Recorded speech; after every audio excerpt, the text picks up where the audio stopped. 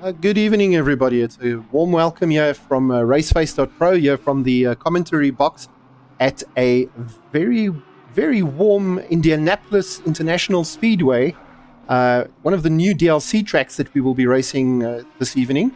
And as usual, with me in the booth here, I have Steven Koenig and Janneman Preuss. I'm getting it right this time, right, Janneman? That's correct, yeah. But I knew where the last week came from. It's a mistake that people have started mocking me about. Good to be back. And I can't wait for Steven's American accent tonight, since he did Italian last week. Let's go, Steven. Intro there. Let's hear you with the American Yankee Doodle accent. Ladies and gentlemen, boys and girls, get ready to start your engines right here at Indianapolis Motor Speedway, home of the Indy 500, and is going to be very interesting to see what guys are going to be able to do around this brand new circuit. As you said, new DLC, very unknown to a lot of these drivers who are going to try and have to figure out how on earth they're going to keep it all on the black stuff today. That's right. And guys, for this evening, we've actually got a hot lap that was done by, I think it was Javier Volschenk, the lap that we have here. He was so kind to record a hot lap of the track for us. We're going to switch over to that hot lap and let's hear let's get some commentary on that. Give me a sec. It's going to be a lot faster than all of us, but Indianapolis, an incredibly fast circuit, and the drivers are having to...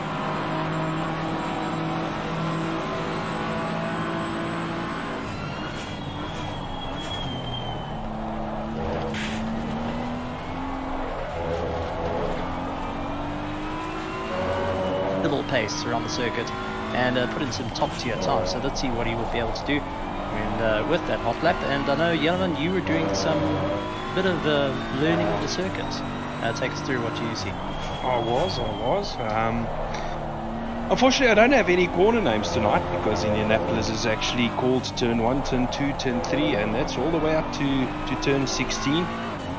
Just over 4 kilometers in total. It's a very interesting track, you know. Like some other tracks, they use part of the oval, but not as much as other tracks, and it's got some very wide sections leading into some very narrow sections, and I think you'll see the hot lap video, things might get interesting, especially turn 1, the lap 1. I think it's gonna get spicy maybe.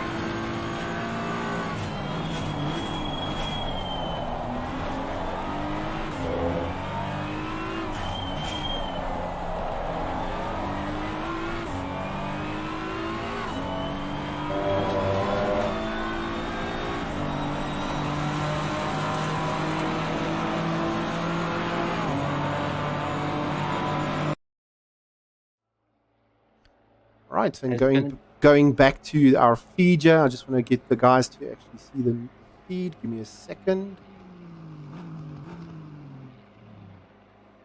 It's going to be interesting. I'm really looking forward to seeing it. This circuit, as we've seen throughout the years in GT racing, IndyCar racing, well, single seaters, GT, and also the likes of your Formula cars or your prototypes, the circuit does lend itself to a bit of having to keep it on the black stuff, trying to also figure out where you're going to go, and also a bit of patience, not to go charging or get too hungry for position straight away.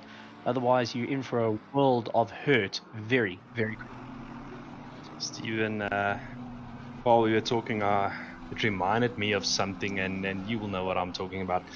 You know, if old Sammy was with you in the car, he'll definitely yell triple caution before turn 1. That's a triple caution jump. That's was the old fun joke of having nice integrated different spotters to go and take you through it. But yeah, turn 1 is going to be tricky. It's one of the hardest braking zones you can go through. You're going onto about 270 kilometers an hour, 280, slamming on the anchors, and then you've got to thread the eye through an eye of a needle. So it's going to be very, very interesting to see how the guys are going to work with it, and also for the teammates, how they're going to try and figure out how they're going to not get too much of each other's ways. And Doe, what is your thoughts into team strategy now? Stephen, I'm going to be honest with you. Not a lot of thoughts going on at the moment as I'm trying to get the timing grids and things that sorted out here in time for our actual broadcast stream. So if you don't mind, if you guys can continue entertaining our viewers with some chat while I work here on the technical bits and pieces in the background, please. No problem. Gentlemen, we went and saw a couple of, we saw how Fulson was doing this lap, and there's no room for error. It's all about keeping the momentum, keeping the pace up, and just trying to figure out how you can stay on top of your game. What's the sort of factors that you've got to consider when you're going into this? I'm first going to say practice. I mean, as you watch that lap, the viewers would have noticed there's more than one corner on Indianapolis that's actually blind. Turn 1 being one of them. As you brake for turn 1, you actually can't see where you're turning in. So that's something that will have to be, practiced in through repetition. I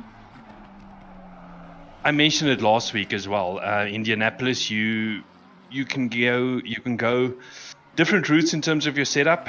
You can go for a car that's relatively planted through the inner field, and then you're going to lose straight line speed as they go onto the oval part. Or you're going to go for a car that's a bit looser through the inner field and have more straight line advantage coming onto the pit straight onto the oval section. Will have to remain to be seen. Me personally, I like to go the planted route, and in my expert opinion, please take into account that I'm by no means an expert.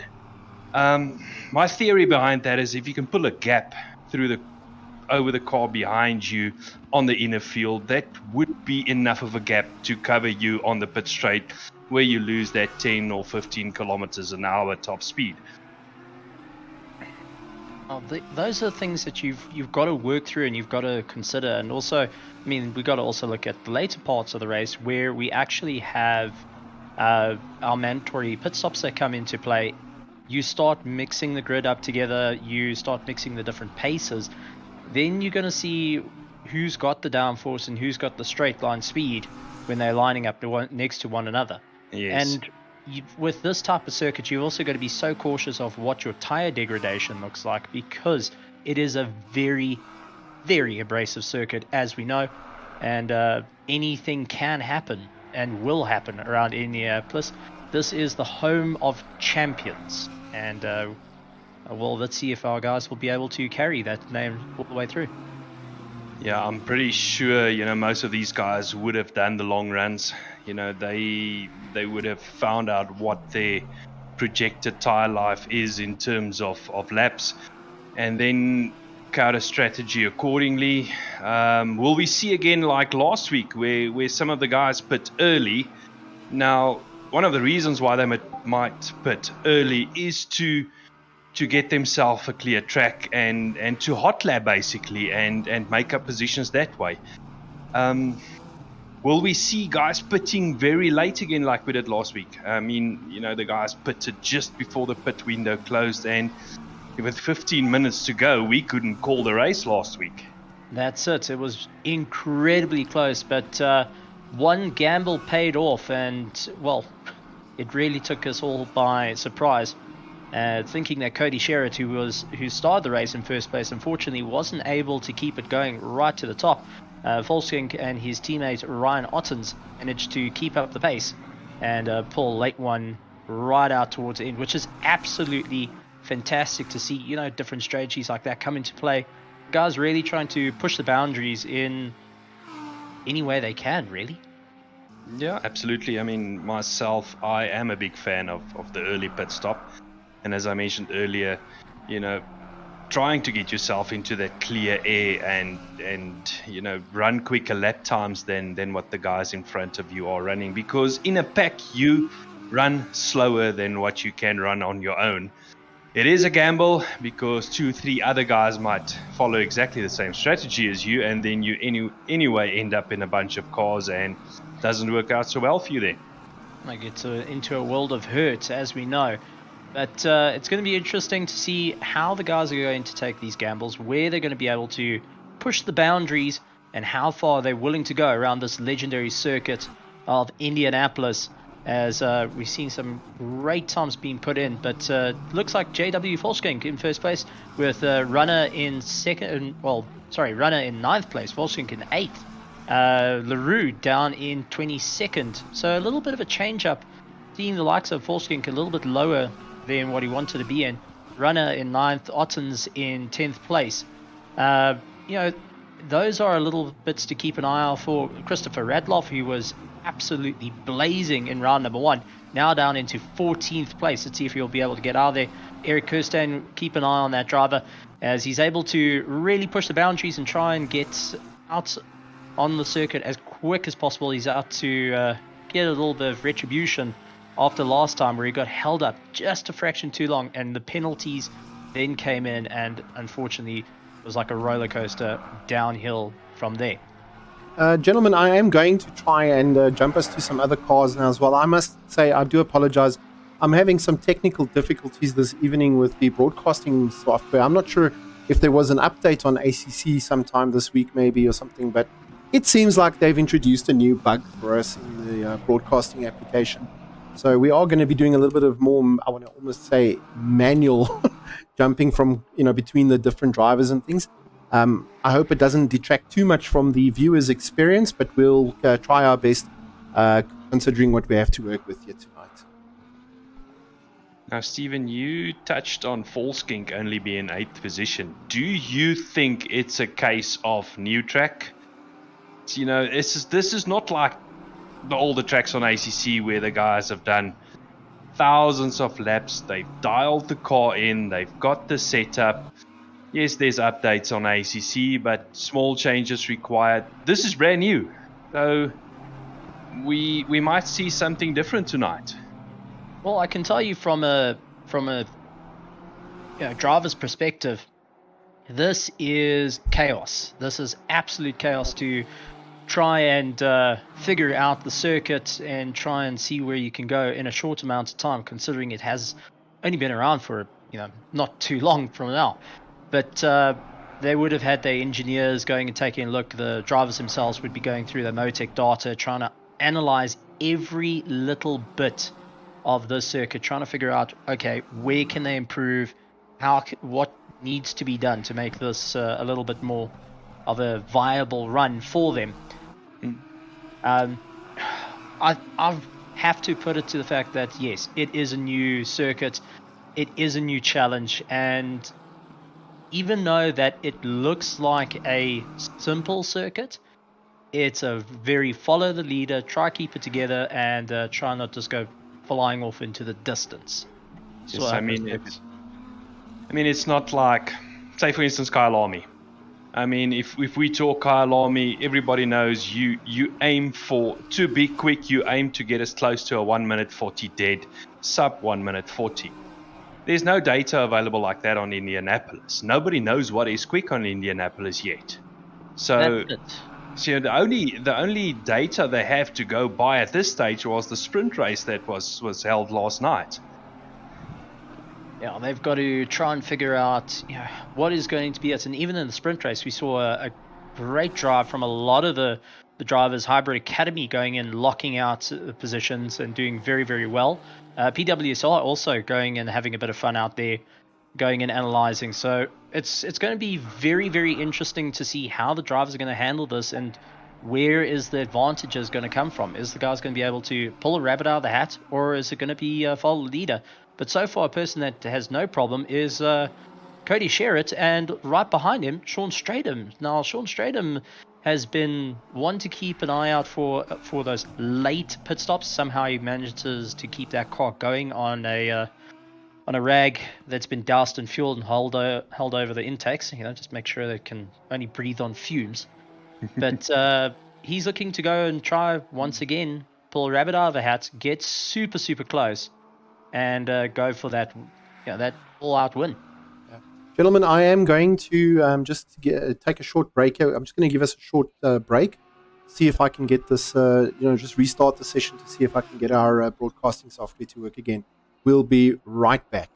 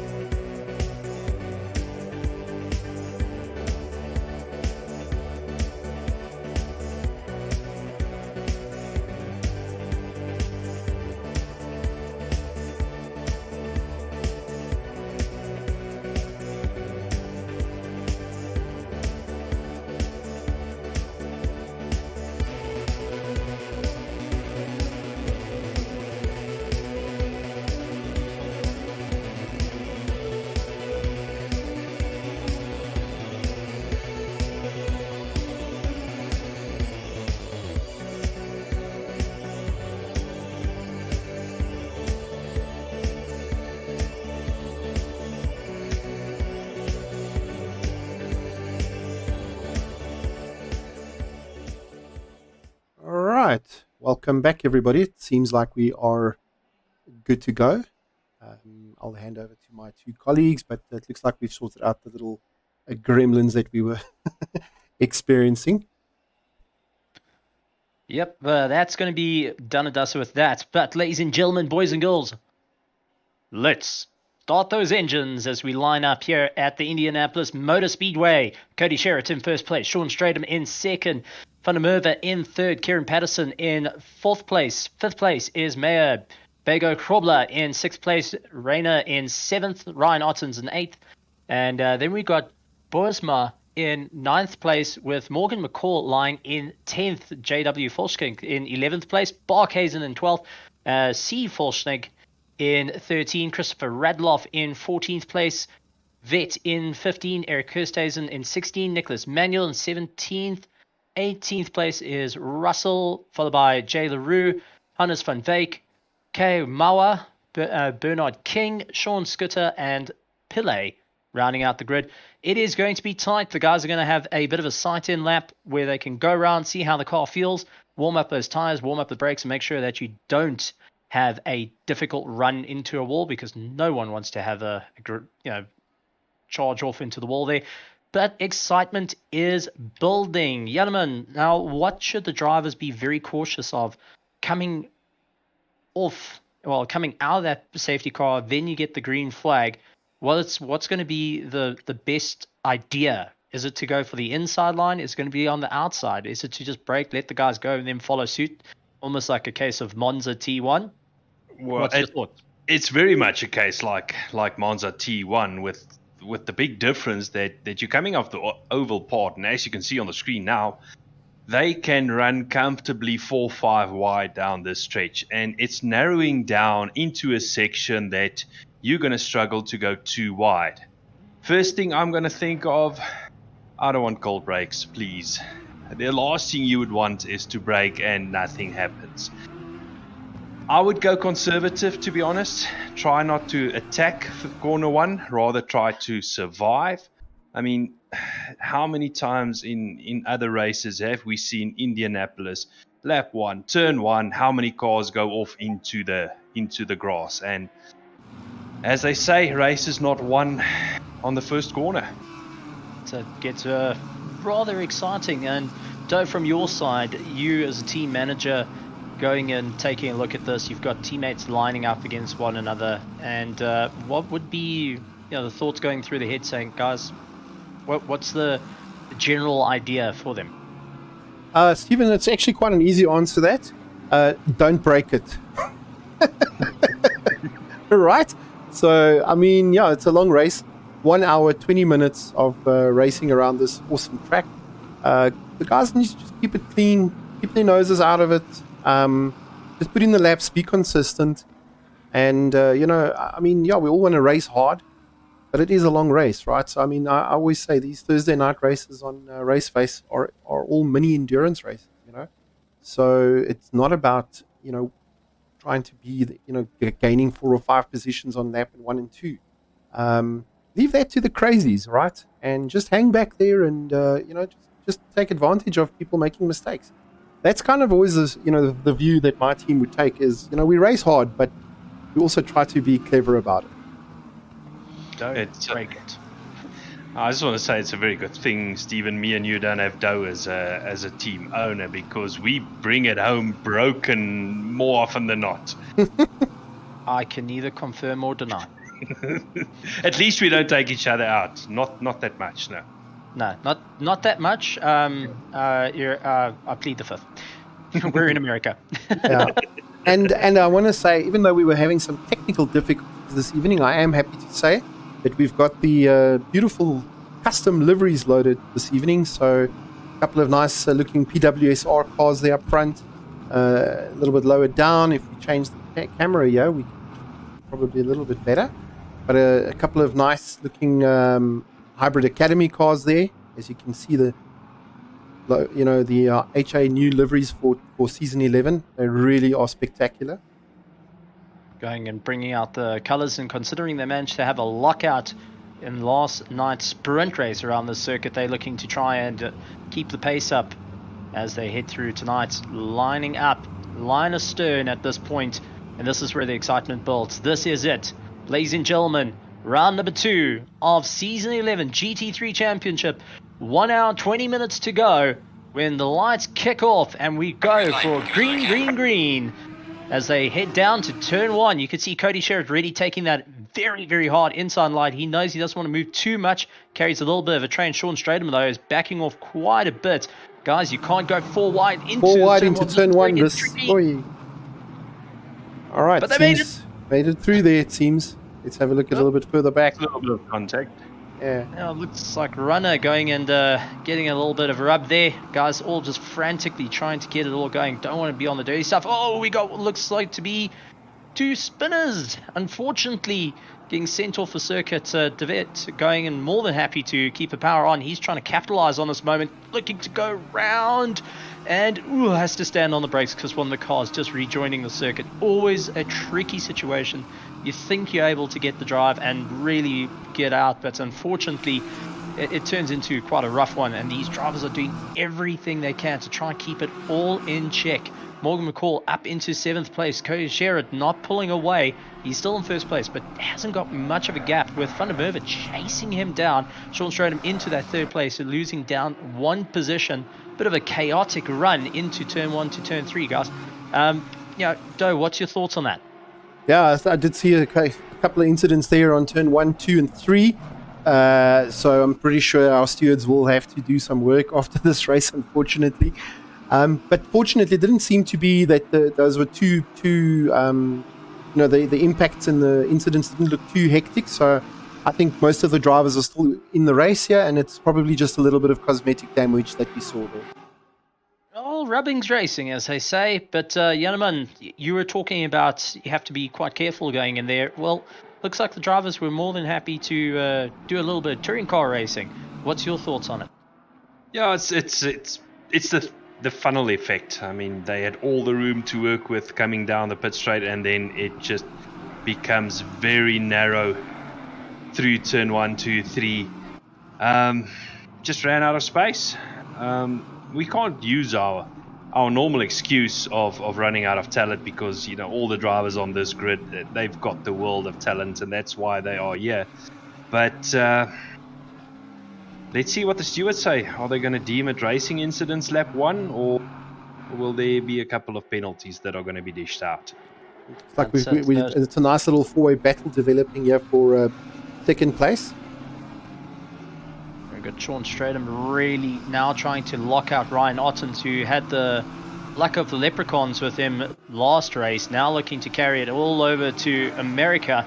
And let's see what he will be able to do. He is in the tow. This is where we know the BMW has got quite a amount of grunt to try to pull its way through. But unfortunately, Sean Stratham is turning that Honda into the size of a Ford Galaxy. It's definitely not a Datsun that went on a hunger strike.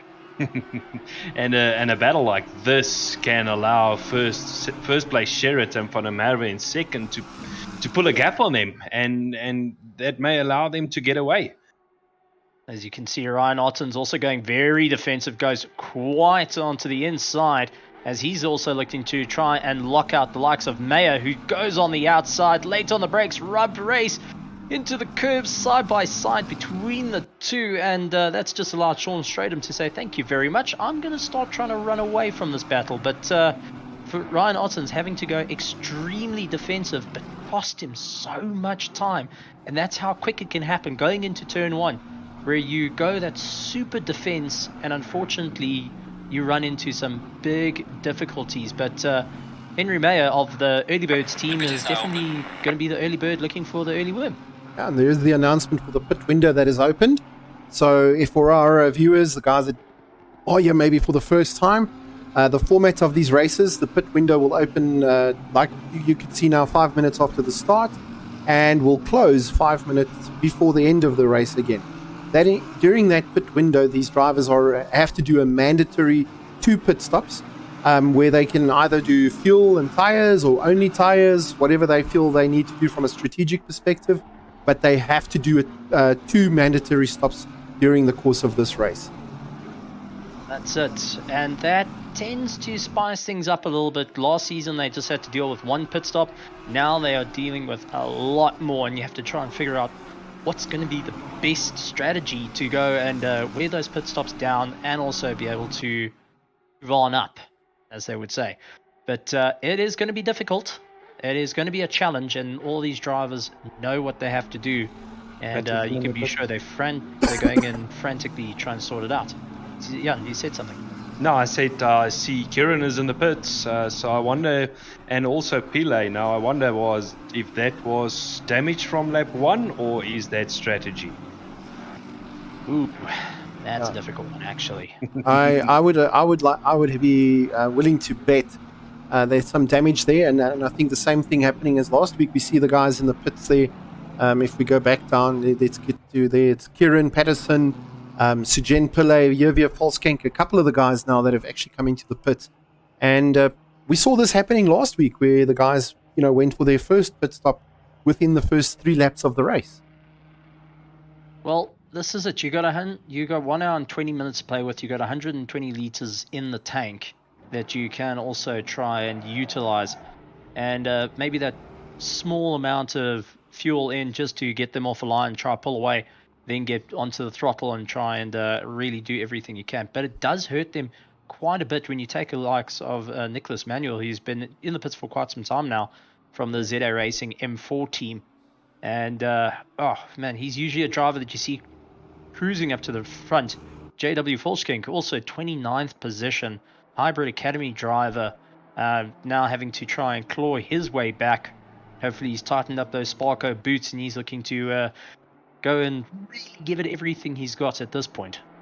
I mean, if you see the leaders or the field basically, and the leaders are coming through turn 1, so he's definitely in danger of being caught by the pack, and then he's going to be essentially a lap car, so they'll have to give way for them. So he'll have to, as you said, Stephen, put foot at this stage in order to stay in clear running. As we have Heinrich de Wet as well from KSR, also into the pits now for his first mandatory stop. So it seems like this could be a strategic call that these guys are making. Let's see how it pans out for them. I don't know about it, because to me it's you're giving up a lot of track position, but I guess we'll see how it pans out during the course of tonight's race. If you've dropped too far back off the pack, and you know that you can get away with a single pit stop, yeah, then you can try your luck. But if you are stuck in a pack like this, the last thing you want to do is back out and start falling off the pace. I mean, take the likes of Sean Stradham at this point. He's got a bit of fresh air ahead of him and behind him, but this will be the worst time to go in pits, because you will lose so much time compared to the likes of let's go through of Dean Kabasa, who's a little bit further down. You've got to weigh up the odds there, and is it going to be worth pulling in the pits, get the one pit stop done and sort it out? Next thing we've got to point out, ladies and gentlemen, for anyone who hasn't watched Formula One in the early 2000s, where were you? And if you weren't born, go and watch it again, because they were some of the best Formula One racing you can see. And let's talk about our fantastic 2003 race right here at Indianapolis, where the tires became an issue, where the guys were complaining that their tires were degrading far too much when they hit the ovals, and Formula One only started with 7 vehicles on the track. I actually remember that race, Stephen. You are jogging my memory and I guess showing our age. I still wanted to say, if I remember correctly, it was Ralf Schumacher that yes. had that horrible crash in the wall. So I didn't want to say too much, because it will give away how old we are. Yeah. Well, we age like fine wine. Some of us like milk. It depends. Bernard King, you're looking to go after that 9th place, Eric Kirstein, trying to stop it. So you're doing everything you can. Kirstein not allowing it, but you can see Bernard King really on a charge now, leaping over those curbs. And this brings me on to what we were talking about of tire degradation. You are now bouncing over some serious curbs here, ladies and gentlemen. This track is rough. Remember, its inner circuit isn't used as often as its outer ring, the oval, but that also means that the curbing is also a little bit older and a little bit more worn down. So you've got a very high chance of damaging your tires to the point that you're going to get a lovely warning saying you got it flapped. Now this is something that's going to be ringing through the drivers' heads as you cycle your way through. What's going to be the sort of ways you can avoid this without losing too much time, guys? It's tough, that one. I guess, Janneman, I'll leave that up to you, but that's a tough question to answer. You've taken the words out of my mouth, because that's exactly what I wanted to say. It's a very difficult thing to do. A lot of the time, the only way to save your tires is to go slower, but that's a calculation that you'll have to make. Is it worth going slower, because aren't you losing too much time to save on, call it pit stop time? Then what it would just be go flat out and take that penalty of having to change tires. I very much doubt if any driver in tonight's field, with the pace that they are running, are going to go the full distance on one set of tires. I very much doubt that anyway.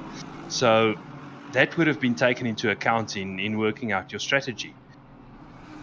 Well, you got to look at it. You're going to have to add 30 seconds of your car is off, up on the jacks, and that is when you get your tires dumped on.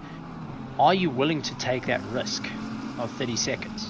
Or do you think you can eke out a little bit of life in these tires as you make your way around the circuit? A couple of factors to take a look at, a couple of factors to, how hard are you pushing it? Also, it's a brilliantly fantastic, it's a fantastic day. It's 31 degrees track temperature, 23 degrees air temperature. I've got to say that is good weather. It could be warmer, but it's good weather. But at the same time, not so good for your brakes, not so good for your tires. And if you've closed those ducts up to try and make the car a little bit more aerodynamic for the likes of the high-speed straight and getting onto parts of the oval, it means that those brakes are going to be extremely hot for the corners. Doe, you've been in situations like this where you tucked up behind guys such like Dean Kabasa at the moment, and you're slowly getting those brakes, so hot, and you start seeing those warnings. You get those brake fades starting to kick in, and for a long race like this, the last thing you want to have is brake fade. Yeah, no, absolutely. And I mean, in addition to that, when the brakes are getting hot, it means the tires are going to be getting hotter as well. So it's a kind of a snowball effect that happens. You start having, worse braking and worse grip at the same time. So it's a fine line. You got to be close to the guy in front of you, but you can't hang around there in that slipstream for too long. I mean, we also know that these cars have got some type, a little bit of an aero wash situation. And I think on this particular track with a high-speed oval section, that can become a bit of a problem. Yeah, that's it. And taking a look to our comments as well, we've got quite a few people joining us in the virtual grandstands. Thank you guys for coming. I see Warren Lee Sheehan, also a very, very fantastic race driver, really knows what you can do, and unfortunately had to sell his entire rig because he never had alternative power. That is very, very sad. Hope to see you come rejoining us and maybe come into the commentary box and say how's it. Robert Wentworth also popping in to say how's it. So good to see Robert having a bit of fun and also cheering on the team. We also got Robert McCall. Guess how old I am? I've been to 7 SA Grand Prix. So you are 21 plus fat. Rob, that is definitely giving away your age, hey? And hopefully you'll be seeing your 8th South African Grand Prix next year. So we are all, I guess we're all holding thumbs that rumor does come to fruition.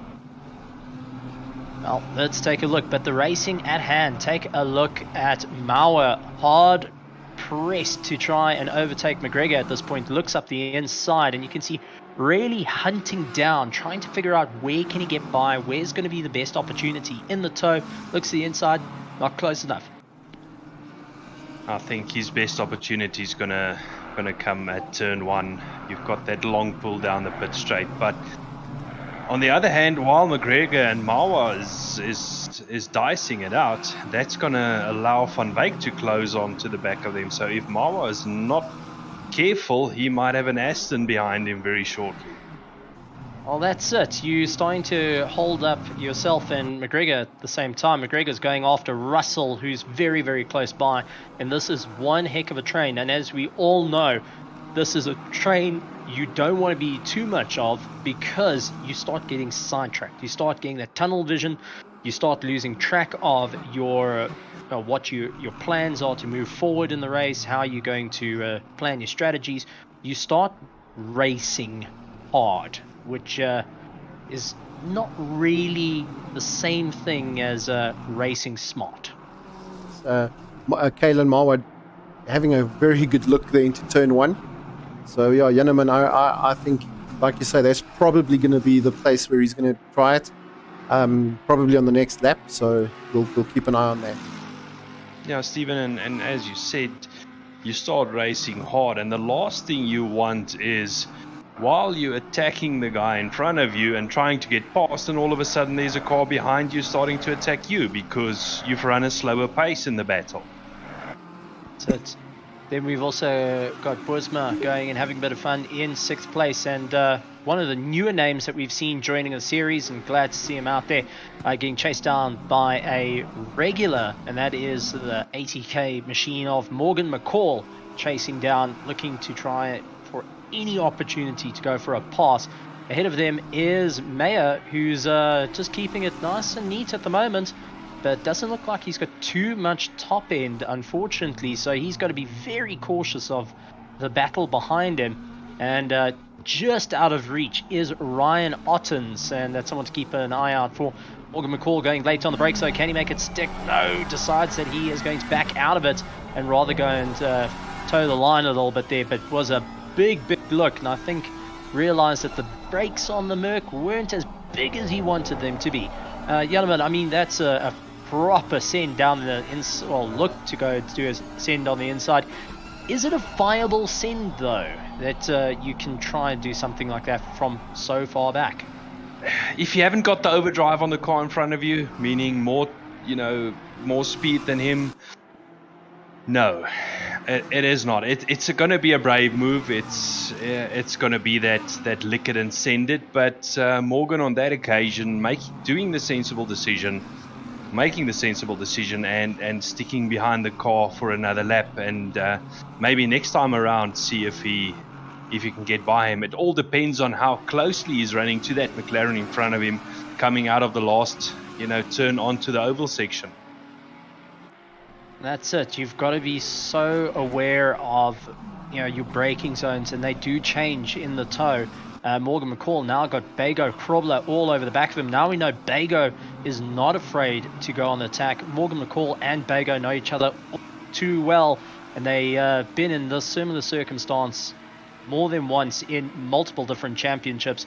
So there's a little bit of a history factor coming into play, and we've got to talk about that a little bit. And a lot of these drivers know they've raced with one another, they've worked with one another, they've been on the same team, if not changed from one another. So does that come into the back of your mind of, I know what this girl is going to do, or I think I know what he's going to do on a circuit that you're not too familiar with?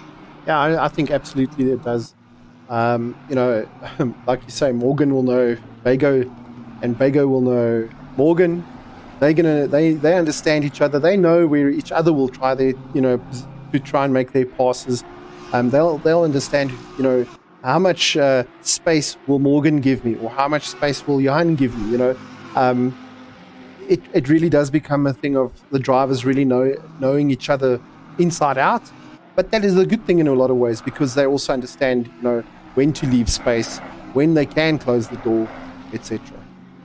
Then you got the likes of Ronaldo, who is under pressure but is soaking it up a bit there. Ronaldo really showing what he can do, holding that 6th place spot, holding Morgan at bay. Goes out a little bit wide though. Is that going to cost him time? Side by side as they head into the corner, and just loses out. Morgan able to slam on the great move there by Morgan.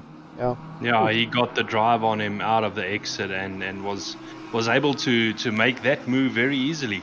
Yeah. And hopefully that can free him up a bit, because remember what I said earlier, the last thing you want is to attack the guy in front of you and all of a sudden there's a car behind you attacking you. So he's freed up some space between him and Bago now, but as we jump to another camera, I wanted to see what happened to that move as see if we can go back there. You got John LaRue cycling around Morgan Mccall. Managed to stay in front of him. So this is quite a interesting 3-car battle that's developing here. I think Bago at this stage doing the sensible thing, maybe just hanging back a bit to see what Mccall and Boesma is going to do. Yeah. I just wanted to comment though on that pass that Morgan made there. That was a prime example of a driver being patient and just waiting for the right moment, to pounce. Because that is what Morgan was doing there, is just putting a heck of a lot of pressure on Boesma, and he made that small mistake which gave him the gap, and then at the end of it actually became quite an easy pass. So it's a prime example of GT racing, how it's different to certain other forms of motorsport. Yeah, and the other thing is, what I tend to do, and I'm sure what Morgan did there, you tend to study the guy in front of you for a lap or two, find out where he's braking earlier than you, in which corners he normally gets a slow exit, and then it ends up being a planned move. And I think that's one of the reasons why he executed it so quickly and so easily. He might have realized, after spending some time behind him for a couple of laps, that he is quicker than him through that specific part of the track. Those are the little bits you have to go and sit with your, trying to figure it out and go, well, what's going to be the long game? And we've got to remember there is still the pit stop game coming into play, and you don't want to be hurting your tires. It's braking hard to try and retake a position like we've seen what Morgan McCall's done. As you can see, that front tire's not sticking as much as you want to. They go a little bit more planted. But you can also see how that Ronaldo's McLaren is keeping up on the inside. Now, we brought up about having more aero to make it stick in the middle parts of the section, but a little bit slower in a straight line. And that's what we're seeing here. Morgan's able to power away as quick as possible, but losing out to the likes of the McLaren. Then you've got Bago, who's just sitting here, seems to be a little bit more balanced on his way through. He's not chasing, he's not trying to constantly put a huge amount of pressure on. But unfortunately, when it comes to the pure straight line power, he is definitely missing it.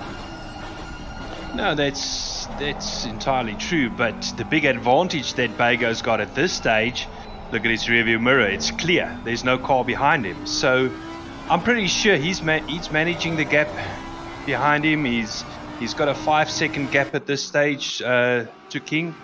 So I think he's just sitting pretty at this stage, and I think he's playing the long game at this stage. Maybe deciding not to get involved in the battle in front because he's got a clear track behind him. Well, then we've got the likes of Sean Stratham, who is on a hunt at the moment to try and get by. And Sean Stratham looking for that long game once again in the Honda. Beautiful car, except when it changes front end and rear end.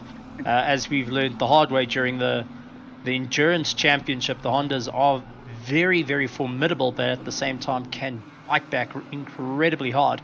Seems to be going and treating him quite well around here at Indianapolis as they make their way around the circuit, and also trying to get through a couple of, now we're getting into it, the back markers.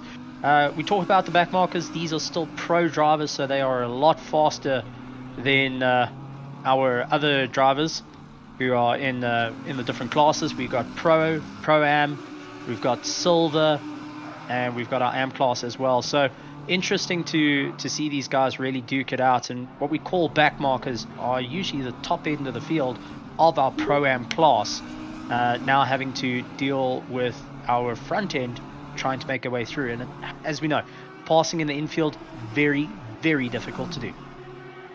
No, absolutely. I mean, you mentioned the word back marker. These guys are still pretty quick, and they're also in their own race. Might be that the guys that are starting to catch up now will be part of those group that did that very early pit stop, and they unfortunately didn't manage to stay clear of the leaders. So that's ruining their race now a bit, because getting caught after 25 minutes into an hour and 20-minute race, that hurts a bit. That's it. And now I want to ask, though, you charging your way through, you're starting to figure out where guys are through the field, you starting to a little bit of contact there. Ruben just really doing everything he can. Unfortunately, that was a bit of a bash, but well done to Kieran Patterson. Was that Kieran? No, that wasn't Kieran Patterson. That was Sean Skitter, I think, if I'm not mistaken. He is running last at the moment and was racing quite hard against Ruben there. So I think Ruben might have just got a little bit impatient there. Well, well done to Skitter. Gentlemanly, go and back off, let the guy go, keep going. It's no arms out, flailing, getting cross. It's okay. The nudge was, on my side. Do apologize and keep going. So it's interesting to see what the guys are able to do, and working their way through it. But now you're starting to get into a bit of a back markers situation. Where is the strategies going to lie with the pit stops? As a team leader, though, what would you say if you start having your drivers mixing it in through the midfield if you're in the top end? Yeah, I think it's just stick to the plan that you had right at the beginning. It's most likely for these guys that haven't stopped, like we discussed last time, it's going to be splitting the race into 3 even stints. So we're probably getting close to that first pit stop for most of those guys now. And they'll just split it up into 3 equal stints effectively. So the guys that went into the pits right at the beginning, I think what happens there is very, very quickly in short stint in the first, and then they're going to stretch this middle stint will be a very long stint, probably right towards the end of the race, where they'll quickly do another splash and dash, and hopefully that will help them with that strategy they've got there. But it's going to be interesting to see how it plays out tonight. Now, Janneman, this is where you start wondering about following the leader. Is it worth doing so? Just keep following your competitor, get into a rhythm.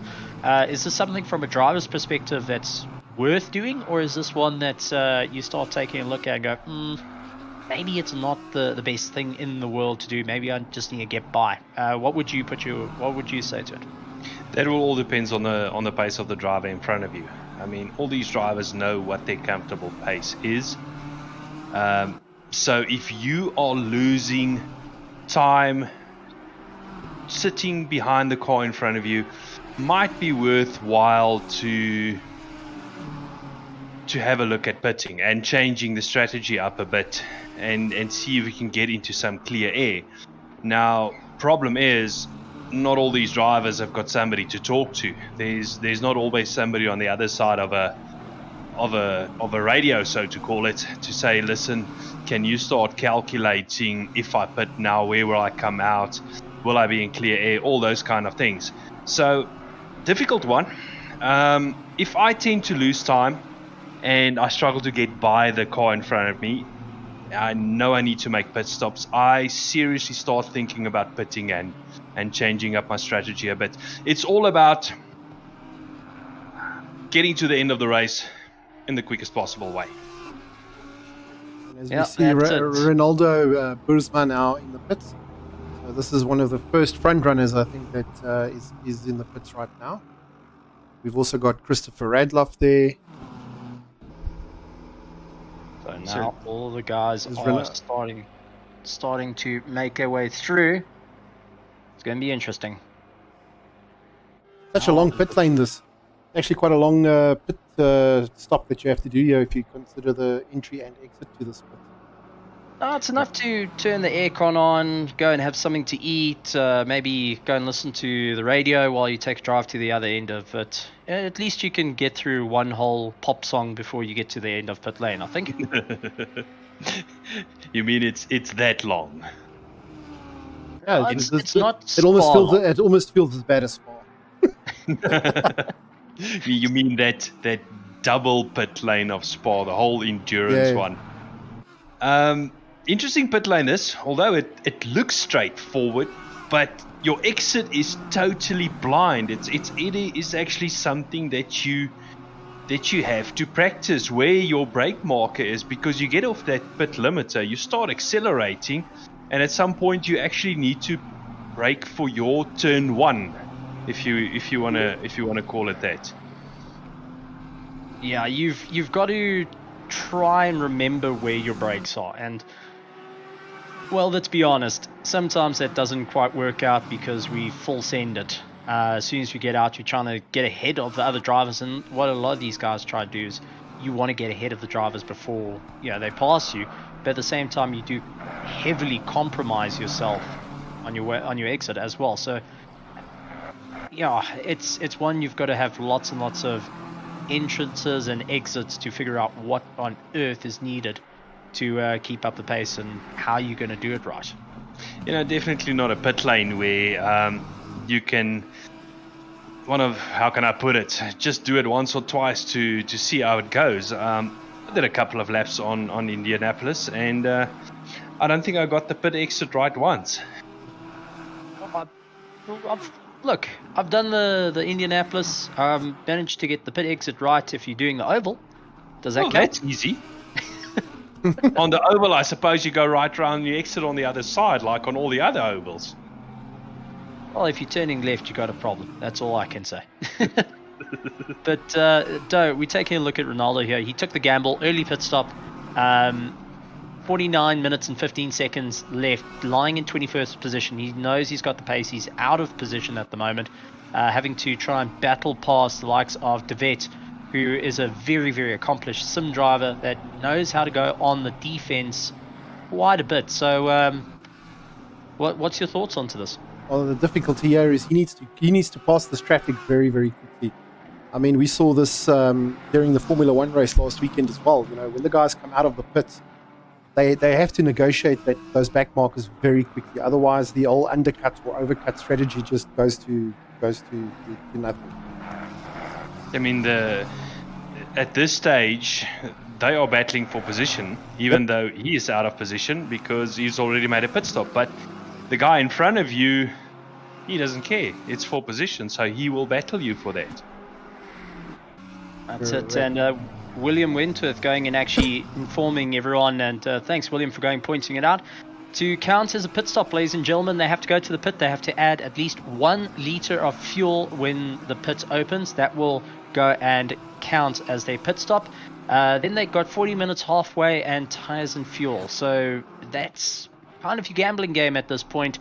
But the theory works. You only have to put in 1 liter and that counts as your pit stop. So how far are you going to push your luck with that 120 liters that you start with, or maybe you're ending with, to get yourself across the line? So that's something like Cody Shearett has to keep in mind as he's been making his way through, keeping a brilliant pace, 7.5 second gap ahead of second place. And what a drive it's been. Sean Stratham, though, is still pushing hard to try and climb up through the ladder as well, as he's onto the back of Van der Merwe. And Van der Merwe is going on the defense every which way possible, and also trying to get through a couple of back markers. This is difficult. And I know, Doe, Janneman, you both have been on the receiving end of this when you're in a bit of a battle trying to make your way around cars that just aren't on the same pace as you. What's the type of plans that you can, if you're in Sean Stratham's spot, can you box him in? Would that be a viable option? Or would it be, let's just get around these guys and keep going? So, Janneman, your thoughts there? Boxing in is definitely an option. I mean, it's something you can definitely use to your advantage, especially on a wide oval track like this, where things like double slipstreaming can be a factor. And what boxing basically means is you box the car in front of you into the car in front of it, which is just trying to lap or get past so that it can't make the pass. All right, and Doe, if you're in the likes of Van der Merwe's seat now, where he's dealing with this pressure, what would be the options on your side, well, on Van der Merwe's side at this point? Stephen, it's going to be a difficult answer for me because I've never driven in the top 5 of a race, to be quite honest with you.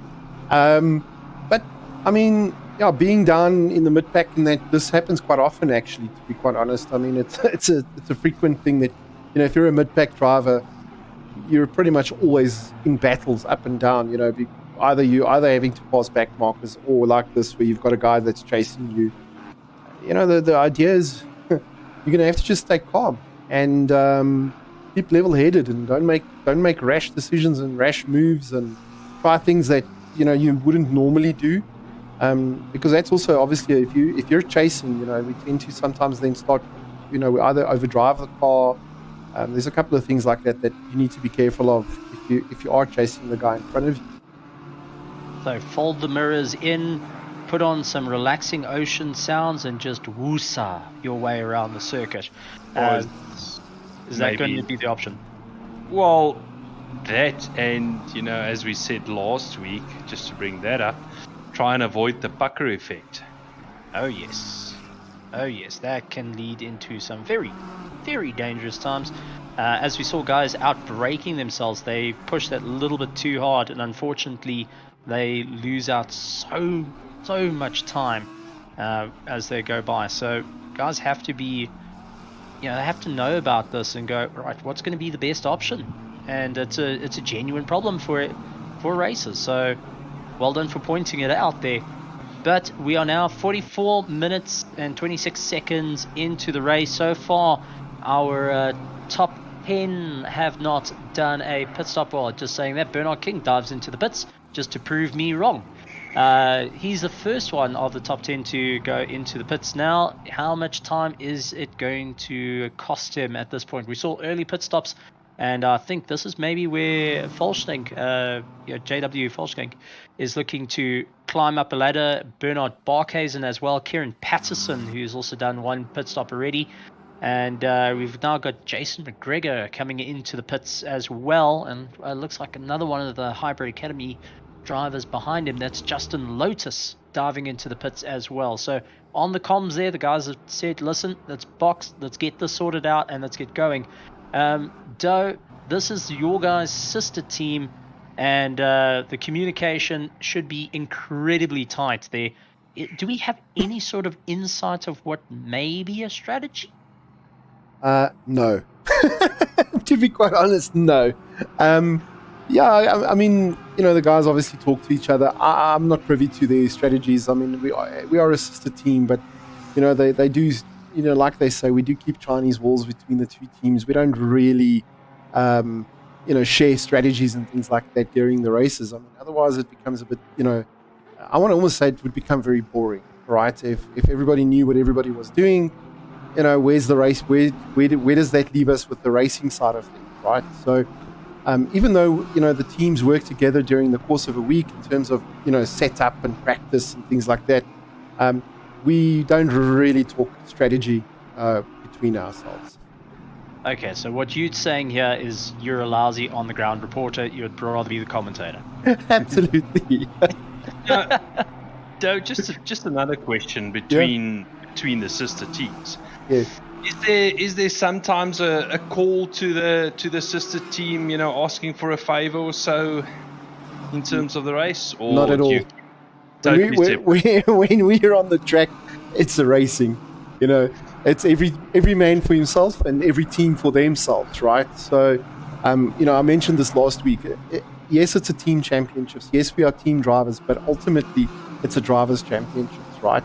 I mean, I think if again, let's use the parallel. If you had to take Max and Checo, if they were only separated in the drivers' championships by 20 points or something, I don't know so much whether Checo would allow Max to just pass him as easy as he does.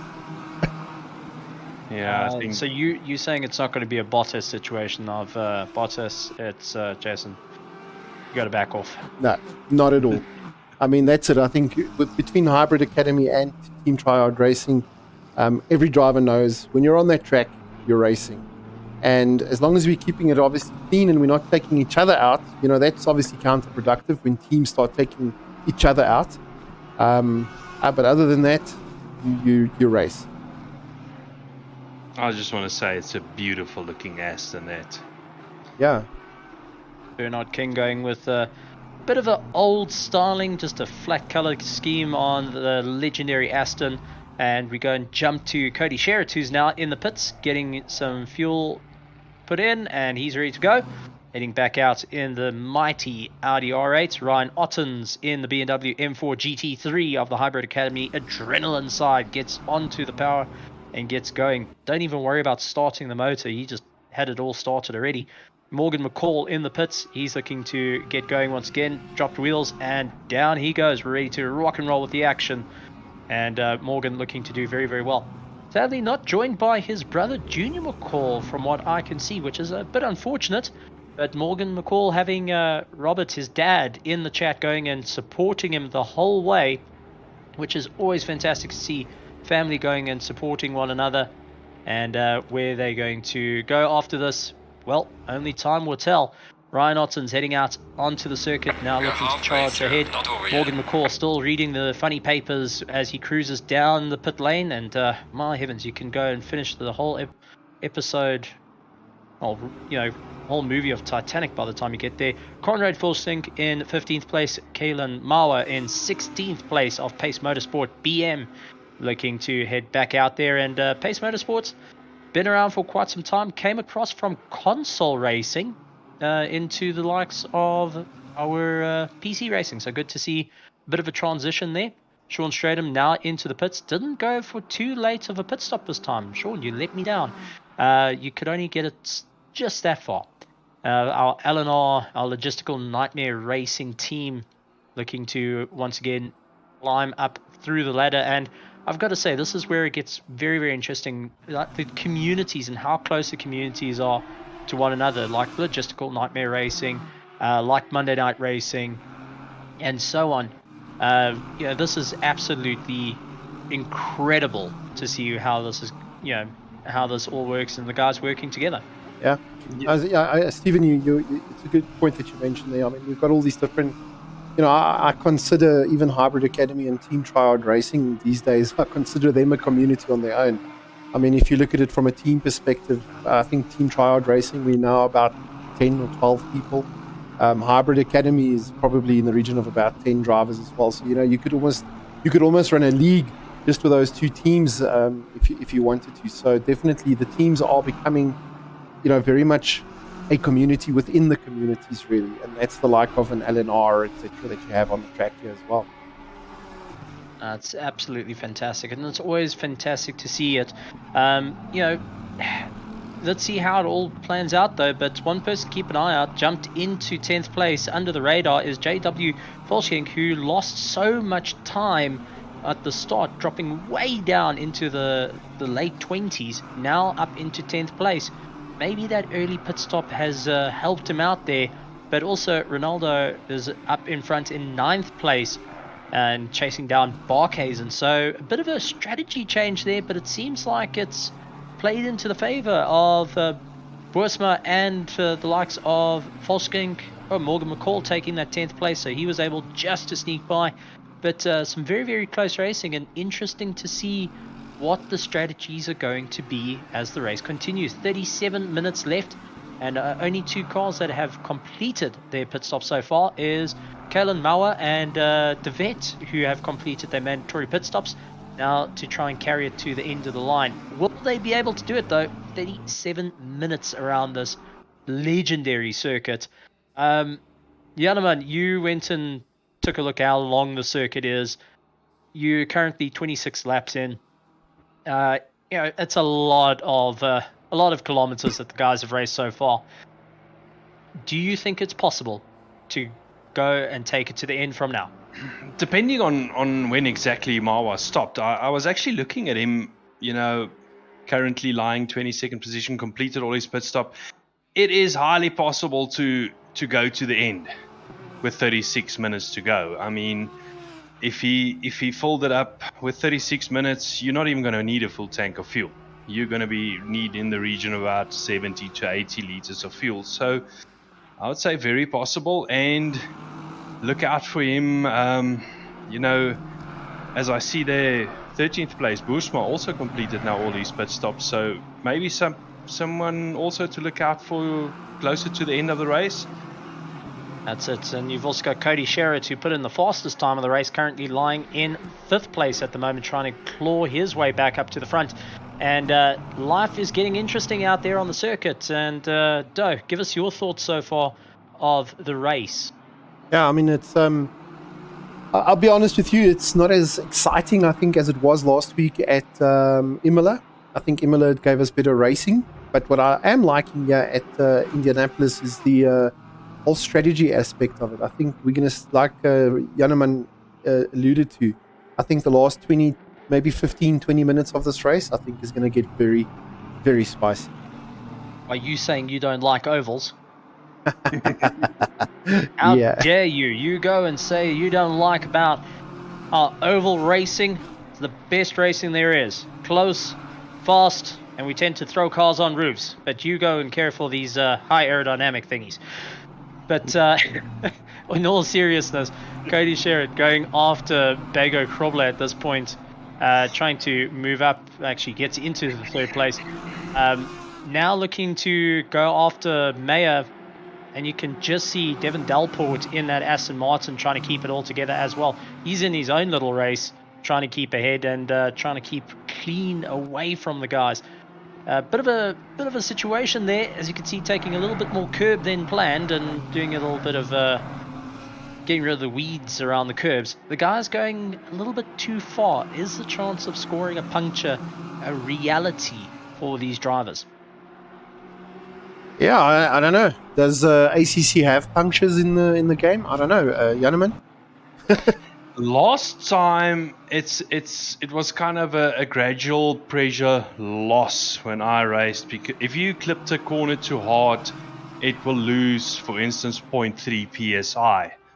But it's, according to my knowledge, it wasn't really a puncher, so to say, like we are used to. Yeah, I remember the guy always just saying you're getting pressure loss on the left tire or something like that. Yeah. But not a blowout as per se, like we would experience, like you do experience in real world racing. I mean, talking about tires and blowouts. I mean, did you guys see the amount of tire failures there were at the Spa racing this past week? That's it. Really put on some strain. the guys having to try and figure out what to do, and you can be sure the likes of Pirelli, Michelin, and many, many more companies keeping an eye on that sort of tire degradation. They would use this, sims like this, to try and figure out how much wear and tear are going on to those tires, because this is the closest you can get to a race pace under controlled conditions, if I can put it that way. And it's very, very interesting to see how that is going to be transitioned from a virtual world to a reality, if we can talk about the similarities between it. Just taking a look though, Fundermerva with a stop go 30 seconds, so not going to be too happy about that. Not a drive through though. 30 seconds, that would be if you got out the pits and decided to take the pit limiter off a little bit too early. Absolutely. Maybe. That's going to hurt the race. Yeah, that's going to definitely cost him, a good 4 or 5 positions probably. Yeah, I mean that's basically an extra pit stop that he needs to do. Plus the 30-second stop. Yeah, it's a long one. Yeah, that's what I'm saying. That's Extra basically pit stop, almost an extra pit stop, changing tires without being able to do anything. I just want to point out, does that, now for the dad joke's going to come out here, does that ASR kill the vibe? And I will take my leave.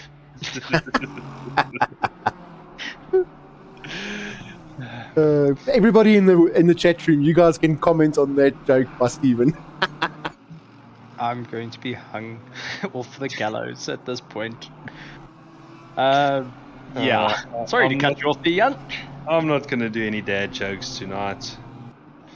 No, what I wanted to say, I was monitoring before the pit stop started, and as things stands now, I think Shearett is in a very good position. I don't want to bring on the old commentator's curse, but before the pit stop started, he was actually pulling away from Van der Merwe and Ottens. So let's see how this one unfolds.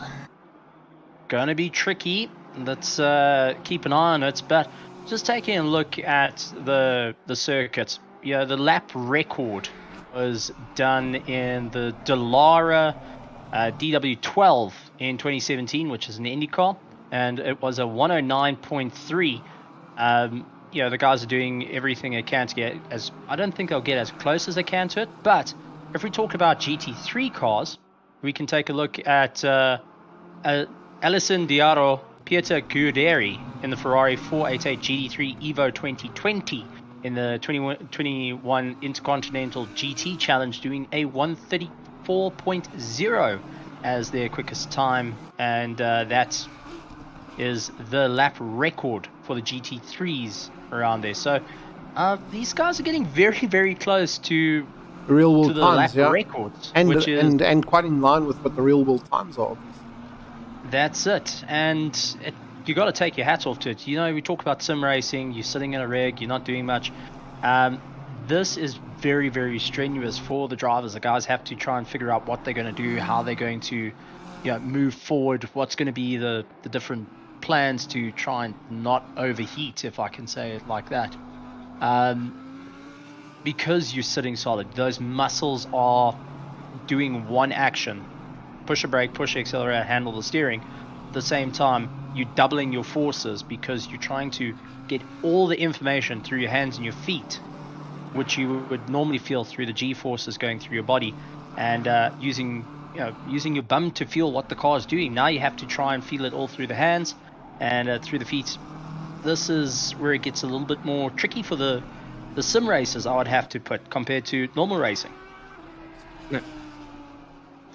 I mean, as you said now, Stephen, and you would know, you are a real-world racing driver. Very different experience. I mean, the real-world racing drivers, as you also alluded to, they drive by the seat of their pants. They feel everything the car is doing through their body. Sim racers, they've got a steering wheel, and that steering wheel gives them all the feedback of what the car is doing. So total different feeling. And make no mistake, you get tired doing this. It's not sitting and doing nothing. That's it. Sean Stradham still in third place and managing to keep a bit of a pace. Ryan Otten's just ahead of him, trying to pull away. Both of them needing to do a pit stop. So is Cody Shearett, who's currently in first place, who needs to do a pit stop. Bago Krobler, Morgan Mccall a little bit further back, also needing to do their pit stop, 4th and 5th. With Bernard King not so far behind them as well. So Bernard King's hanging in there as much as possible. But a couple of drivers that we've saw in race number 1, they were really up the order. Now further down, like JW Volkswagen. Unfortunately, the strategy did not work out in his favor. He's down into 19th place at the moment. No pit stops needed, but I think it's going to be a difficult climb to get to the top to try and maximize points, and maybe this is where you start looking that the drop round is a thing. Yeah, absolutely. That early pit stop strategy not working out for Yevia. We obviously don't know what else he experienced during the course of the race. May have had a couple of incidents, whatever. But it took with 27 minutes left, he's completed all of his stops. I mean, if you look at the likes of some of the other drivers, they've still got to do their stops. But I don't think he's going to do any much better maybe than, I would say, 15th place or so. So yeah, maybe not the right call tonight to do the early stops. That's it. And if you're joining us on the live stream, thank you very much for joining us. Make sure you hit the like button and also hit the subscribe with the bell icon, just so you can keep up to date with all the racing, all the news, and all the information that comes through with Raceface, not only for our GT3 championship as you're seeing here, but also for our GT3 endurance and our GT3 sprint racing. And if you are interested in joining up with the racing, which we do invite you to come and enjoy the Raceface community with Assetto Corsa and Formula 1 as well, go and hit us up on that www.raceface.pro and come join the community. I am doing a bit of on-the-fly production here tonight, and I've just added all Yevia's on-car, in-car feed from his stream into the actual live stream. So the viewers can also see what it looks like from a driver's perspective a little bit there in terms of what these guys are doing, and to see his reactions. Well, hopefully there's no all sorts of gestures that can come out from that. But yeah, if the guys have to keep an eye out on a couple of the drivers, please go and support them as well with their live streams. They've been putting on a fantastic show. But right here, Yevia going and trying to claw his way back up from 19th place. He's got his teammate Ryan Ottens a little bit further ahead, who's having a great time at this point. Sean Stradham still chasing him down, but it's something to keep an eye out for of how these guys are going to be able to climb up through the ranks and what's going to be needed to be able to get a little bit further up.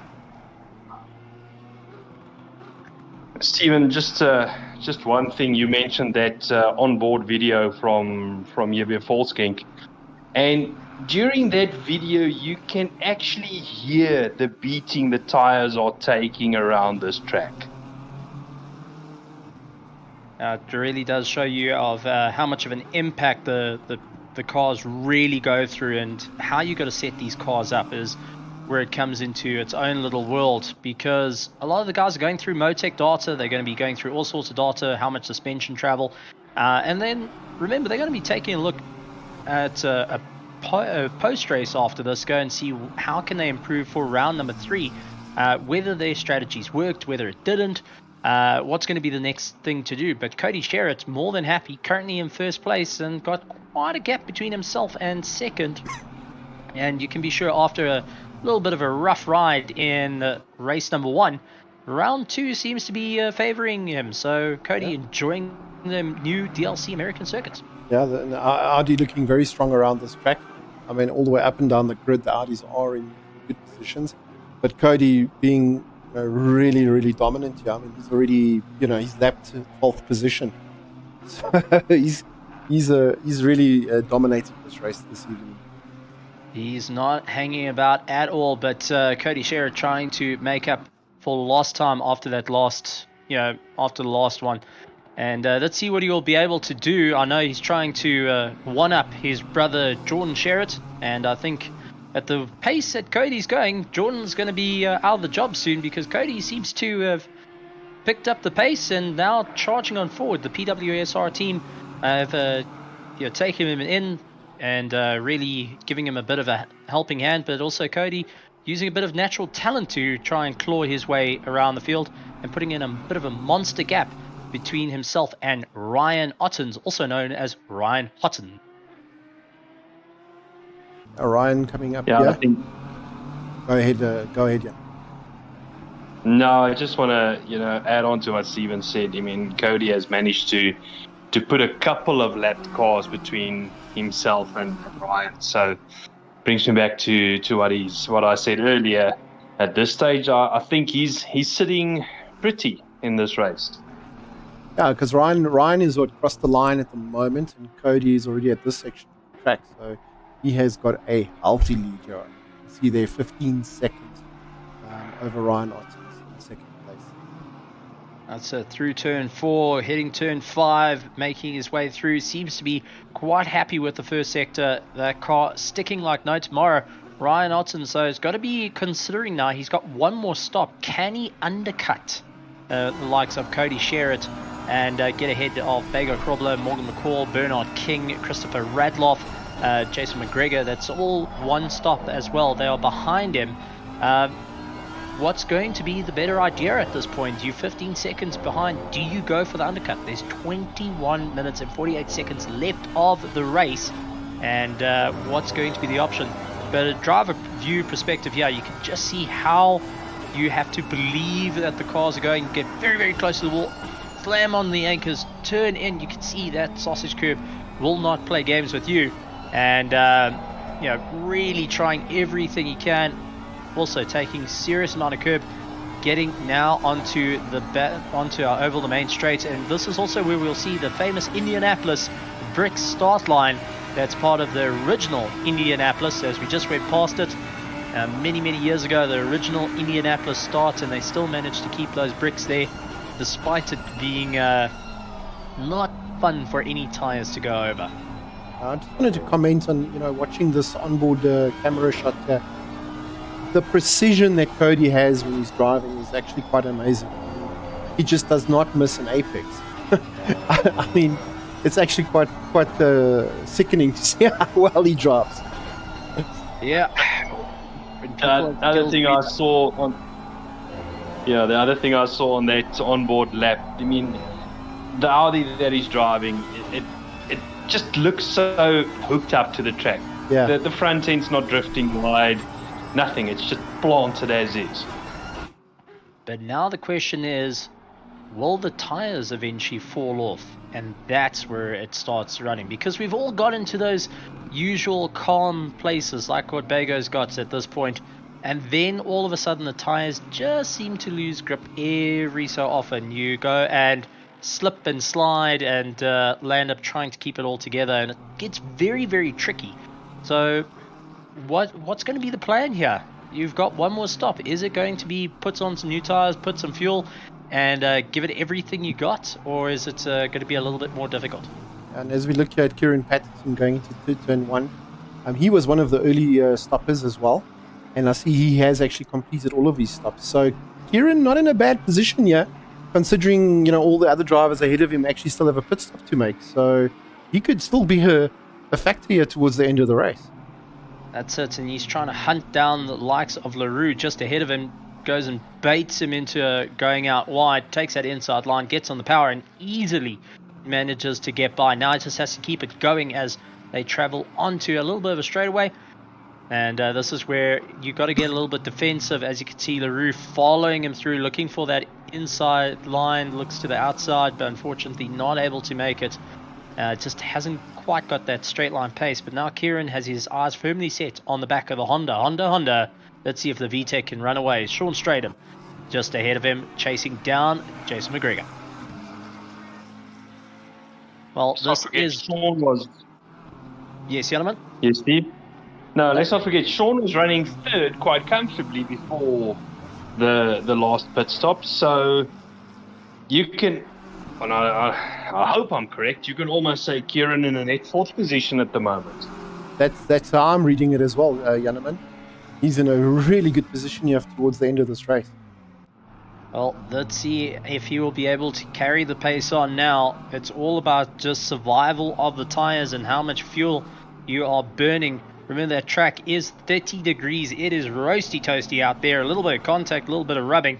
But Sean Stratham, not too scared. He's more than happy to go elbows out, managing to get by and looks to try and get away as quick as possible. But Kieran lurking there at the back as well now. Yeah, that little rubbing has cost him a huge amount of time. Now trying to bail his way through, but that means Kieran has to try and figure out how on earth is he going to get around this. Well, I'm looking at the leaderboard at this stage. I mean, this is going to be an interesting battle that's unfolding here. And as you said, how quickly can Kieran get past McGregor to set his sights on Sean and maybe get that last spot on the podium? Well, this is it. Jason McGregor, though, he's also trying to keep the pace up, as he's got one more pit stop to make and doesn't want to fall out of a top 10. You want to maximize your points as much as possible. But we've also got to talk about, we touched on our stewards needed to do a bit of work, and after the last race they did have a bit of work, and went and saw some penalty points getting dished out for the drivers, and it's the likes of I get to it now. Do excuse me, I've got to throw coal into the side of this machine. Okay, Kieran Patterson landed up with 1 penalty point, and he got a time penalty of 5 seconds from that last race. Bago Krobler getting a 10-second penalty from the end of his last race, and Devin Delport getting 35 seconds put on his last time. Yeah, they've got each of them. Kieran and Bago got 1 point each. Delport's got 4 points. 5 points means you get a disqualification ban, 9 points gets a race ban, and 13 points gets 2 race suspension. So you don't want to get too aggressive because the penalties can be rather harsh on your championship. Yeah, and speaking about penalties, Morgan Mccall having gotten himself also a stop-go 30 there, so probably also speeding in the pits there on exit, unfortunately. Oh, we're going and change, and that's a simple thing to do. You're just going down, you think you're clear of it, you put your car in second gear, and well, that marshal with the speed gun is going, thank you very much, I'll take that. And it's unfortunate, it's very, very easy to do, and we've all been there with these long pit lanes. You kind of get sucked in and you're like, oh, can I take it off? Can I maybe get, instead of 50 kilometers, maybe can I get 51 kilometers an hour? No, it doesn't quite work that way. As Morgan enters the pits now to serve his penalty. Steve, I think you're entirely correct. These long pit lanes, you're sitting on that limiter for so long, it gets irritating after a while. And maybe also not on entry, but on exit, just letting go of that pit limiter a split second too early, and then you find yourself in trouble. That's it, and you're hearing all the cars rush by you. I mean, it's a very difficult spot to be in, and you start trying to think of how all the positive, but you land up with all the worst. And that leaves me to wonder, like from your side, sitting in a pit lane for this long, you're trying to keep it going, and you don't want to get off that pit limiter. How do you calm yourself down? I'm sure that your foot's absolutely dead flat to the floor. You're looking at the relative, you're seeing how close guys are, like Cody Shearett at the moment, as he's seeing Bago Krobler getting closer and closer, and he might lose out that first place, but he's also keeping an eye on likes of Bernard King, and also Ryan Otten's a little bit further back. So to answer your question, how do you remain calm? I take deep breaths, Stephen. Deep breaths. And play dolphin music at the same time.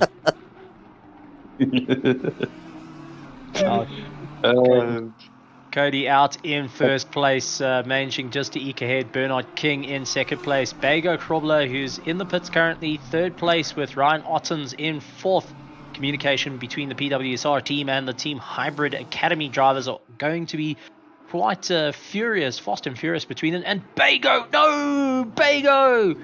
This is going to get tight. This is going to get tight. Oh, and there's Bago also doing the whole speeding thing. Can you believe it, guys? This is flipping this whole race on its head now.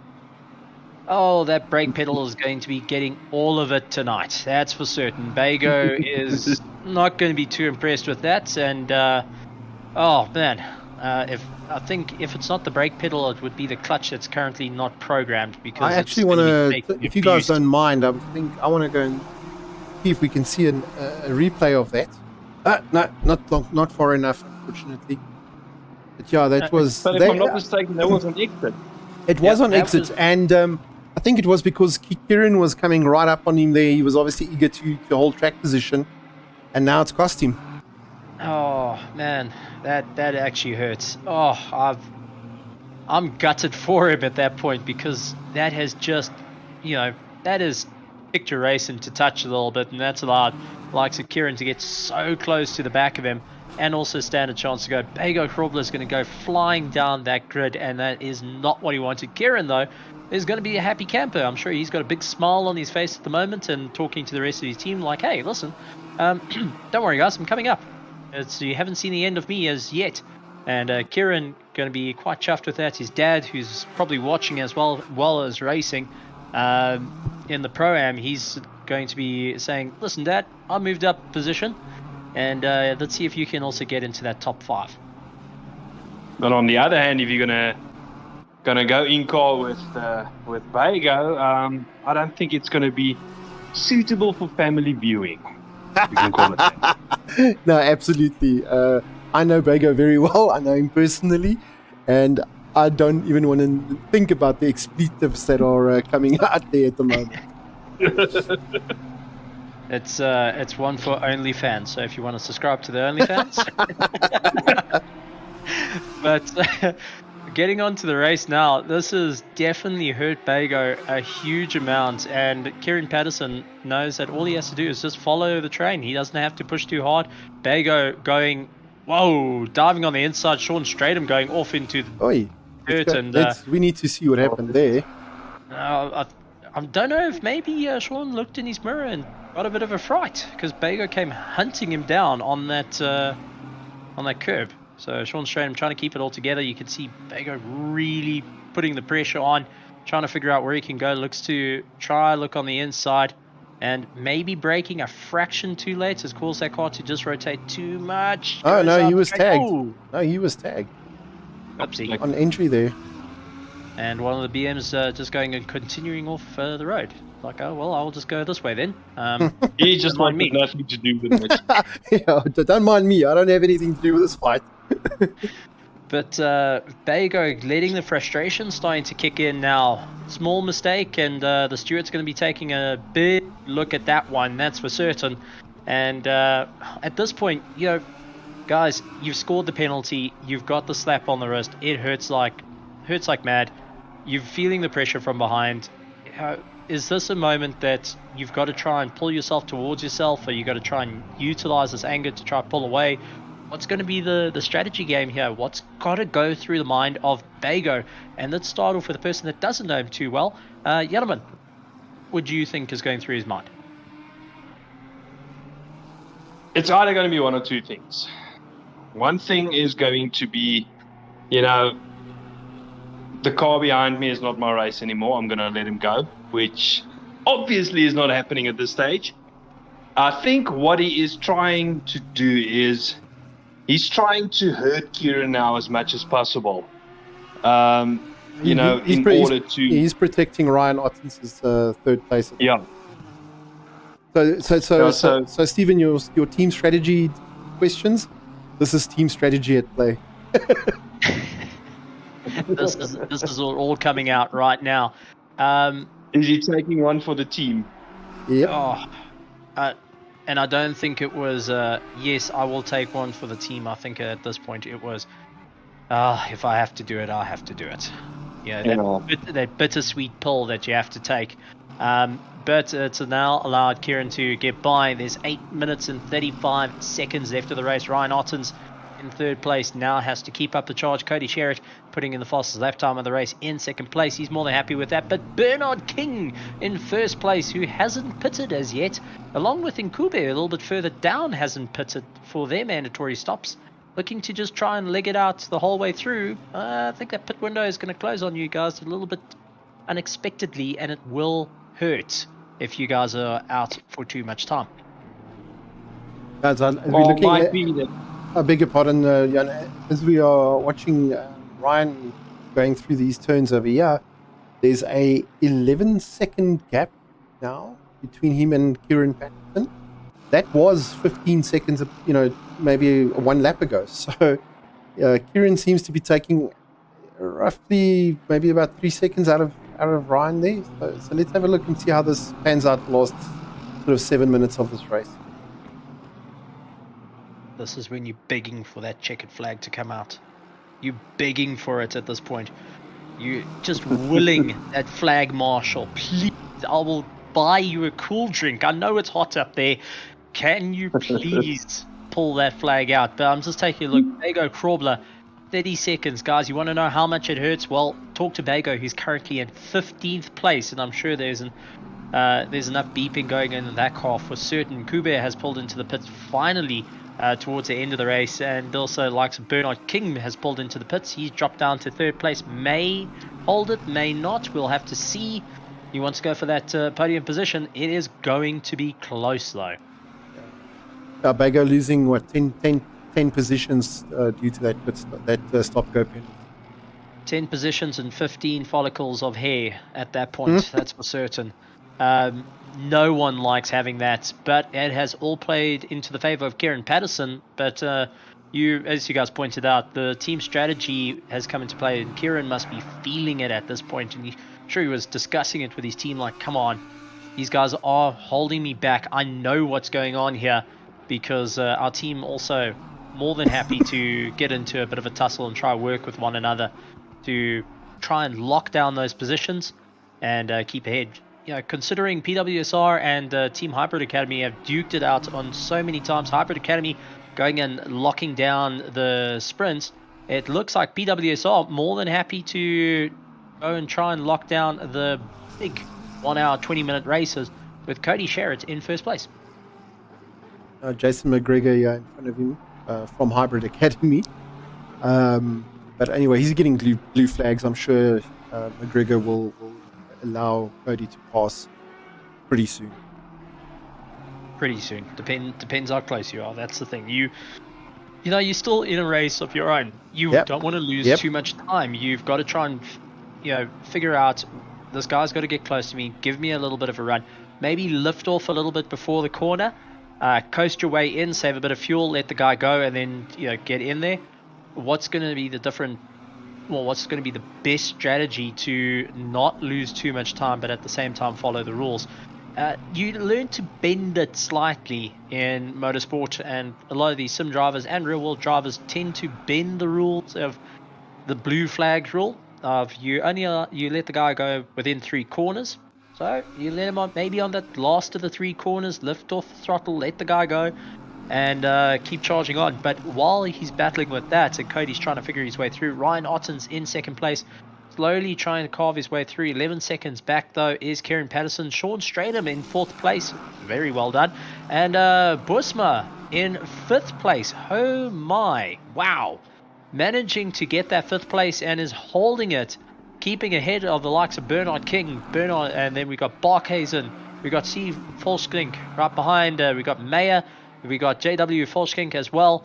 I mean, what a mix-up at the front of the grid with some new names coming in and locking down into the top 10 at the moment is fantastic to go and see.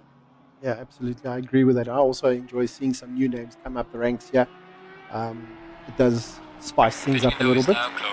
But I think just going back here, I think obviously our first 3 positions, those are, I think, in the bag. Cody Shearett with a impeccable drive. followed by Ryan Ottens and Kieran Patterson. But let's not give them that famous commentator's curse. But I do think those positions are in the bag. To say that. I think you already opened that can, Doe. Listen, if anyone wants to go and report about commentator's curse, just go to Doe Gerber of Team Try Hard Racing. No affiliation to Team Heap Together. And definitely no affiliation to Hybrid Academy. It's Doe Gerber. And so definitely that's the person you want to go through. I wouldn't like to be on the receiving end if you managed to cause commentator's curse on the likes of Shearett, Ottens, and Patterson in the last 3 minutes of a race. That doesn't really go down too well, though. Trust me. Have you been on the receiving end of that, Stephen? I can neither confirm or deny, and I plead the fifth. I've just become American. I can standard answer. Stephen, you were talking earlier about, being lapped. Now, what I tend to do is I tend to try and figure out how quickly is the guy behind me catching up. Say, for instance, he's a second a lap quicker than me. And we start the lap and he's 2 seconds behind. So I know he's most probably going to gain a second on me during the lap. So then I try and figure out where can I let him by without losing the least amount of time, to put it that way. Yeah. No, that's, these are the factors that you have to look at. Good battle here between Bernard King and Bernard Barkhuizen here for the 6th position. They're duking it out now in the last laps of this race. That's it, and you can see they're pushing each other to the limit. And take a look, Bernard King going very close to that inside wall, trying to get Barkhuizen out of his toe, doing everything possible. But it looks like that Audi is stuck on like glue, and now it is all up to how quick can Mr. King get out of this battle, get out of the toe. Otherwise, he is a sitting duck for Barkhuizen, who looks up on the inside line, trying to make his way around the circuit. But, wow, incredibly close in the final stage of the races for 6th and 7th. And not too far back, 8th place, C. Forschking, chasing down as well. So don't count him out of the battle. He might be able to capitalize on it as well. So it is going to be a close one, ladies and gentlemen. As predicted, Via Forschking, I did mention I think he would be making it into 10th place, more or less. And I see he's there in 10th. And Chris Radlov organizing himself a drive-through penalty for track limit. Oh, and towards the end of the race too, this is going to hurt. You're either going to do the 30 seconds now, or you're going to do the drive-through now, or you're going to just feel it when the race ends even worse. Wow, ouch, definitely ouch. Just taking a look at the comments, we got Alan Patterson, our fellow commentator, saying, well done Cody, what a drive, go PWSR. Come on, Kieran, hang in there. So just finished up with his race, not even taking the helmet off at this point, and taking the gloves off is going and keeping an eye on the team of the Pro Class. So nice to see you here, Alan. Cody Shearett going and leading his way around the circuit, keeping it all together. So absolutely fantastic racing on his part. Ryan Otten still doing everything he can to try to close down the gap. Kieran Patterson in 3rd place. Sean Stratham in 4th place. Boersma in 5th. Bernard King in 6th. With Barkhuizen chasing him down, trying to lock down that 6th position. C. Fulskink in 8th place. Mayer in 9th. 10th place is JW Fulskink, who I'm sure is going to be re-looking at strategies. Christopher Radloff way down, and he hasn't even dropped a little bit further down. But coming up to the line, ladies and gentlemen, 1st place here at Indianapolis for round number 2 of Raceface GT3 Pro. It is Cody Shearett of Team PWSR. 2nd place will be going to Ryan Ottens as he makes his way around. Blimmin' well done to the Hybrid Academy Adrenaline Driver, taking 2nd place. 3rd place will go to Kieran Patterson, 13 seconds behind, if you can keep it all together, of Team PWSR, and you can be sure they're going to be very, very happy with that. A 1-3 result for the team, maximizing all the points. Going into 4th place, though, is Sean Stratham, who had an incredible drive, managed to keep it all together, and the little Honda showing what it can do of logistical nightmare racing. 5th place goes to Ronaldo Boersma of Team KSR. Right behind him will be Bernard King who He seems to have made a mistake towards the end of the race. We need to go and have a look at that quickly. We'll do a replay there, just see what actually happened there to Burnsy. This is that battle that was still raging between him and Barkhuizen. So let's see. Well, did the battle end poorly? And you could see, closing up on there. And Bernard doing everything he can to try and hold. going wide there, but he's got the inside. Oi! And I think, unfortunately, Burnsy closed the door there too soon. Yeah, unfortunately so, but it does look like they're up and going, and Barkhuizen lifting off, just allowing Bernard King to close down, but that has given Volskink the surprising 6th place, and right behind him is Bernard Barkhuizen, followed by Bernard King. And Volskink, I told you, keep an eye on him. He managed to move up into 6th place and going to be more than happy with that little mistake, saying thank you very much, guys. I will take that from here. Bernard Barkhuizen, 7th place, unfortunately, for Bernard King in 8th place. Mayer in 9th, and JW Volskink getting that top 10, but not quite the way he wanted. What a race, ladies and gentlemen, here at Indianapolis. The first time on Raceface for the GT3 Championship. And, wow. Definitely, we talk about interesting racing. This was it. Jan-man, your thoughts on this? Very exciting race. Got to agree with Doe, wasn't as close as last week. So we didn't see those close battles in the front. I think it was an awesome drive by Cody. I think he had it in the bag, halfway through, where it was just a question he had to keep it on the road. So I'm looking forward to the next one and see how the battle at the front unfolds further. I have to agree with you on that. I think it's going to get nice and spicy towards the middle section of the season still. I mean, it's still early days. 8 rounds in the season. We've completed 2 of them now. So, yeah, things will start heating up now as we move along.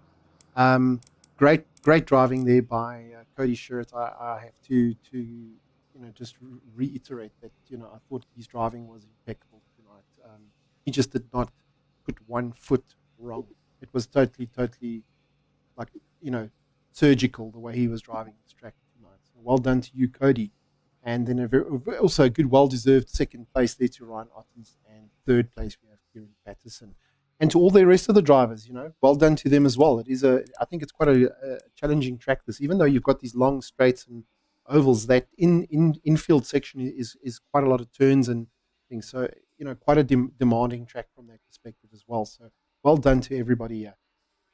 I'll just want to say a big thank you to you guys, the spectators, for joining us this evening. Also, a big thank you to our sponsors, Raceface.Pro Shop, Resource Complete, PWSR, Go Setups, 95 DS Films, and Speed Labs for going and helping with the series and keeping it all up and going.